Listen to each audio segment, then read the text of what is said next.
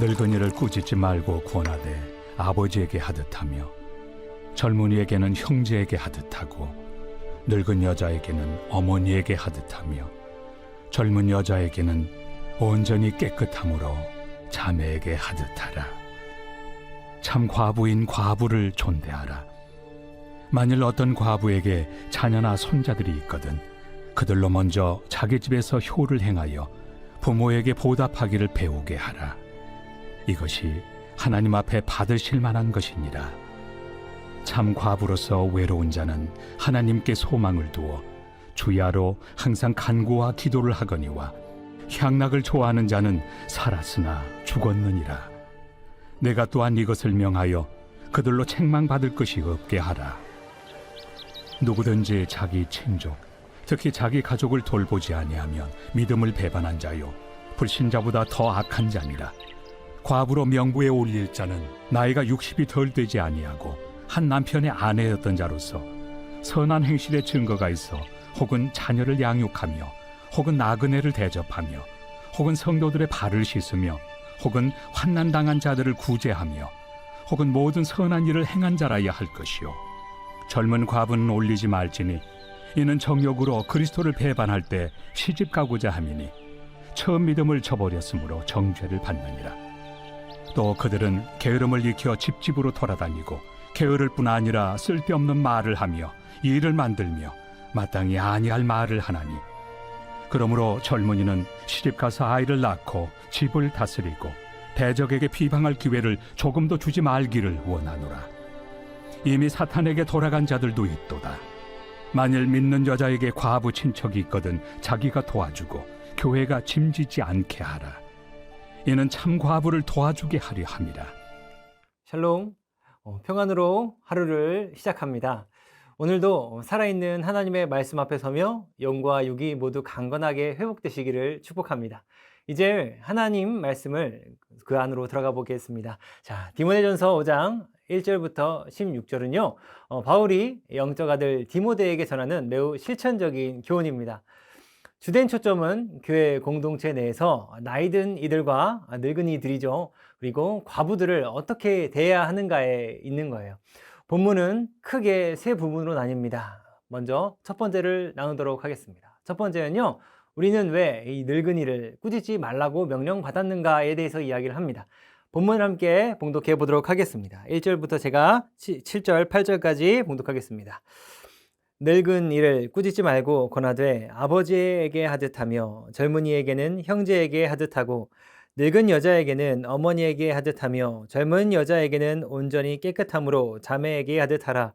참 과부인 과부를 존대하라. 만일 어떤 과부에게 자녀나 손자들이 있거든 그들로 먼저 자기 집에서 효를 행하여 부모에게 보답하기를 배우게 하라. 이것이 하나님 앞에 받으실 만한 것이니라. 참 과부로서 외로운 자는 하나님께 소망을 두어 주야로 항상 간구와 기도를 하거니와 향락을 좋아하는 자는 살았으나 죽었느니라. 내가 또한 이것을 명하여 그들로 책망받을 것이 없게 하라. 누구든지 자기 친족, 특히 자기 가족을 돌보지 아니하면 믿음을 배반한 자요 불신자보다 더 악한 자니라. 아멘. 성경은 늙은이를 꾸짖지 말고 권하라고 말합니다. 이것은 단순한 예의의 문제가 아닙니다. 이 구절은 우리에게 존재의 가치는 시간이 지나도 사라지지 않는다는 하나님의 선언을 보여주는 것입니다. 우리는 여기서 질문하게 됩니다. 왜 바울은 꾸짖지 말고 권하라는 말을 가장 먼저 꺼냈을까요? 그 이유는 간단합니다. 그 당시에 젊은 리더였던 그 디모데에게도 늙은이들과의 충돌이 있었기 때문이죠. 지혜 없는 청년 리더십은 종종 바른 말을 하면서도 차가운 태도로 상처를 줄 수 있습니다. 한 할아버지가 손자에게 매일 같은 말을 반복했다고 합니다. 뭐라고 했냐면요, 말 조심해라. 사람은 말로 산다. 손자는 귀찮아하며 무시했지만 어느 날 자신의 말실수로 큰 정말 가까운 친구를 잃고 나서 그 말이 자기 인생을 지켜주는 문장이었다는 걸 깨닫게 되었다고 합니다. 여러분은 지금 내 곁에 있는 그 늙은이를, 나이 많은 사람들을 어떤 마음으로 바라보고 계십니까? 지금도 그들이 불편하게 느껴지십니까? 아니면 당신이 바로 그 늙은 사람입니까? 그렇다면 이제 우리는 두 번째 통찰 앞에 서게 되는데요. 왜 하나님은 늙은이를, 그들에 대한 태도를 그렇게 중요하게 여기시는 걸까라는 질문 앞에 서게 됩니다. 이것이 우리 두 번째 이야기인데요. 늙은이를 대하는 태도는 곧 하나님을 향한 태도다라는 이유 때문입니다. 우리 말씀을 한 번 더 봉독하고 이야기를 계속 이어가 보도록 하겠습니다. 자, 8절부터 읽겠습니다. 누구든지 자기 친족, 특히 자기 가족을 돌보지 아니하면 믿음을 배반한 자요 불신자보다 더 악한 자니라. 과부로 명부에 올릴 자는 나이가 60이 덜 되지 아니하고 한 남편의 아내였던 자로서 선한 행실에 증거가 있어 혹은 자녀를 양육하며 혹은 나그네를 대접하며 혹은 성도들의 발을 씻으며 혹은 환난 당한 자들을 구제하며 혹은 모든 선한 일을 행한 자라야 할 것이요 젊은 과부는 올리지 말지니 이는 정욕으로 그리스도를 배반할 때에 시집 가고자 함이니 처음 믿음을 저버렸으므로 정죄를 받느니라. 또 그들은 게으름을 익혀 집집으로 돌아다니고 게으를 뿐 아니라 쓸데없는 말을 하며 이를 만들며 마땅히 아니할 말을 하나니 그러므로 젊은이는 시집가서 아이를 낳고 집을 다스리고 대적에게 비방할 기회를 조금도 주지 말기를 원하노라. 이미 사탄에게 돌아간 자들도 있더라. 아멘.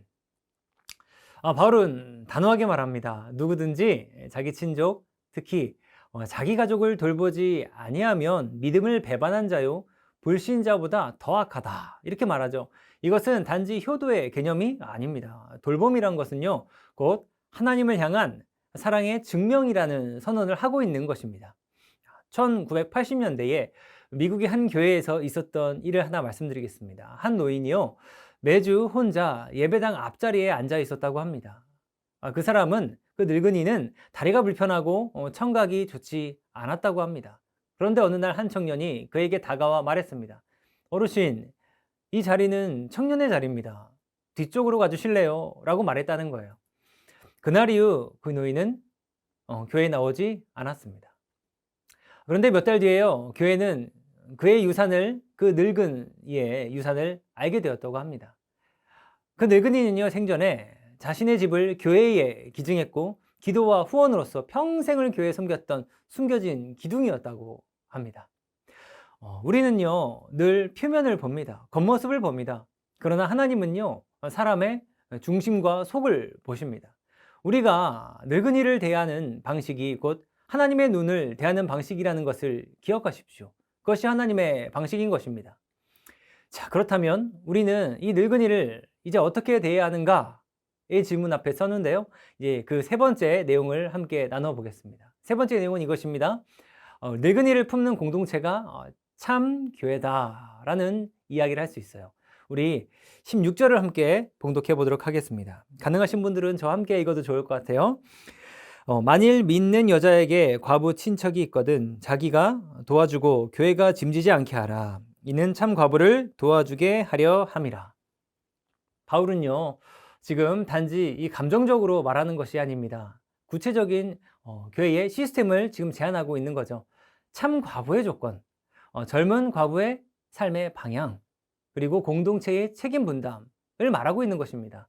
교회가 모든 짐을 지지 말고 가정과 개인이 먼저 책임을 져야 한다라고 말하고 있죠. 여러분, 나는 지금 우리 늙은 이들 어떻게 대하고 있습니까? 그들의 느림에 짜증이 나고 그들의 말이 반복된다고 생각하며 조용히 거리를 두고 있지는 않습니까? 혹은 그 늙은 사람이 바로 나일 때 나는 점점 사라지는 사람처럼 느껴지고 있지는 않습니까? 내 말에 귀를 기울여주는 사람이 없고 나의 기억은, 나의 생각은, 나의 발언 아무도 들으려 하지 않는 그런 고립감 속에 살고 있지는 않습니까? 사랑하는 여러분, 우리는 오늘 이 본문을 따라서 우리는 은혜의 말씀을 나누었습니다. 늙은 이라는 이 말 속에 담긴 이 거리감을 넘어서서 이제 이 늙은 사람을 대하는 그 하나님의 사람으로서 다시 한번 하나님이 우리를 어떻게 바라보시는가, 우리는 그들을 어떻게 바라보아야 하는가를 배웠습니다. 우리는 오늘 말씀을 통해서 오늘 이 말씀의 여정 속에서 하나의 은혜를 만났어요. 그리고 이 은혜는 우리 안에서 다시 불꽃처럼 삶에서 피어나기를 간절히 기다리고 있을 것입니다.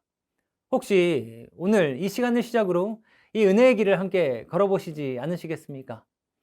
혹시 오늘 말씀으로 만난 그 늙은이의 손을 다시 한번 붙잡아 보시진 않으시겠습니까? 그 늙은이 누굴까요? 우리 모두에게 한 늙은이가 지나가고 있습니다. 그건 누구일까요? 그분은 우리 곁을 매일매일 지나가십니다. 그분은요, 우리와 늘 함께 걷기를 원하고 계세요. 그 늙은 분은 누굴까요? 모두가 잘 아실 겁니다. 바로 예수 그리스도죠. 오래전부터 우리 손을 잡고 지나오신 그분의 손을 잡고 우리의 인생의 걸음을 사는 우리의 삶은 이제 우리의 의지에 달렸습니다. 그 늙은 하나님의 그 은혜가 우리 모두와 함께 하시길 간절히 축복합니다. 우리 함께 기도하겠습니다. 사랑이 참 많으신 하나님 아버지, 우리와 늘 함께 하시고 아주 오래전부터 우리의 손을 잡고 계신 하나님을 생각합니다. 주님, 우리 교회에 내 삶에 수많은 늙은 사람들이 있습니다. 그들의 삶은 늘 지혜로 가득 차고 하나님의 얼굴을 보여주는 사람들입니다. 그들을 공경케 하시고 그들과 함께 예수 그리스도의 능력을 발휘하게 하시며 아버지께서 이끌어 가시는 이 인생 가운데 그들의 삶을 나의 삶의 목표로 하여 살아갈 수 있는 위대한 우리 기독교인들 될 수 있도록, 그리스도인들 될 수 있도록 우리의 마음을 붙잡아 주시옵소서. 그 늙은이의 은혜가 우리 가운데 있게 하시고 내 인생의 마지막의 모습이 정말 그와 같은 모습이 될 수 있도록 주님, 우리 삶을 주장하여 주시옵소서. 모든 것 주께 간절히 구하오며 예수 그리스도의 이름으로 간절히 기도드리옵나이다. 아멘.